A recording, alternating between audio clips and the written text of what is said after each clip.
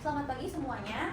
Kami dari kelompok 5 akan mempresentasikan mengenai mitigasi bencana melalui edukasi. Akan tetapi sebelum itu izinkan kelompok kami untuk memperkenalkan anggota kelompok kami terlebih dahulu. Perkenalkan, nama saya Ingrid. Nama saya Isma Rama. Nama saya Dea. Pada kesempatan kali ini, kami akan membahas beberapa poin-poin yang sudah kami jabarkan. Yang pertama, bahan penarahan atau simulan. Yang kedua, ada biotekstil. Ketiga, ada Internet of Things atau IoT untuk kebakaran.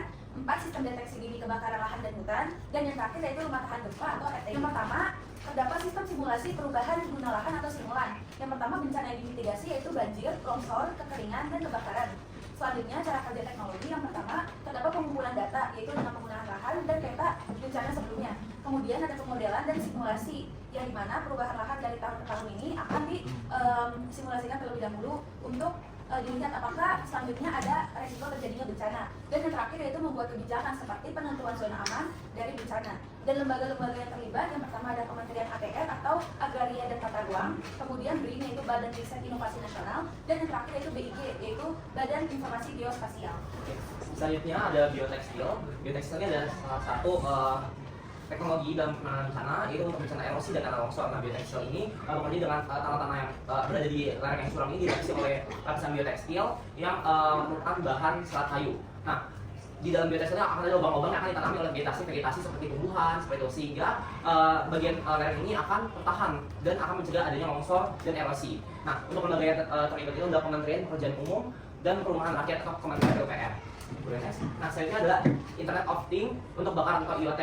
Nah, bencana yang dimitigasi adalah bencana kebakaran. Di sini langkah kerjanya di mana sensor dari IoT ini akan mendeteksi nih adanya kenaikan suhu dan adanya asap di suatu ruangan. Nah, saat adanya suatu kenaikan suhu dan asap, maka akan ada nih sirine kebakaran dan juga ada sistem di mana pemadaman api otomatis sehingga kebakaran akan tertangani. Yang akan menjelaskan itu sistem deteksi dini kebakaran lahan hutan.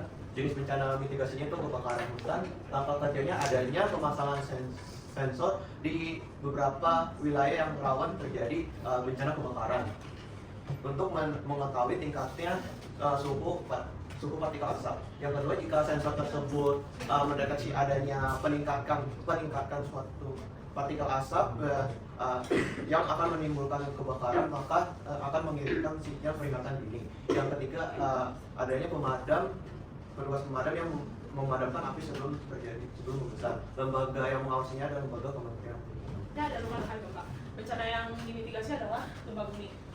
Cara kerja teknologi pada rumah tahan gempa ini adalah fondasi yang fleksibel atau isolasi dasar, kedua peredam penunjuk atau dampers, sambungan struktur yang fleksibel, desain modular dan material yang kuat, teknologi sensor dan sistem pengaman aktif, dan lembaga yang terlibat ada 3 yaitu PUPR, BNPB, dan BPNI.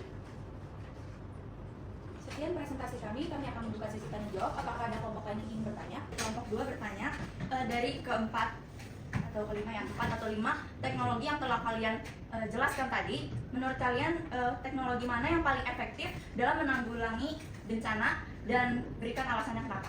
Terima kasih. Untuk menjawab pertanyaan dari Artalita, izinkan saya untuk mengulangnya, yaitu dari kelima teknologi ini, manakah yang lebih efektif untuk mencegah terjadinya bencana?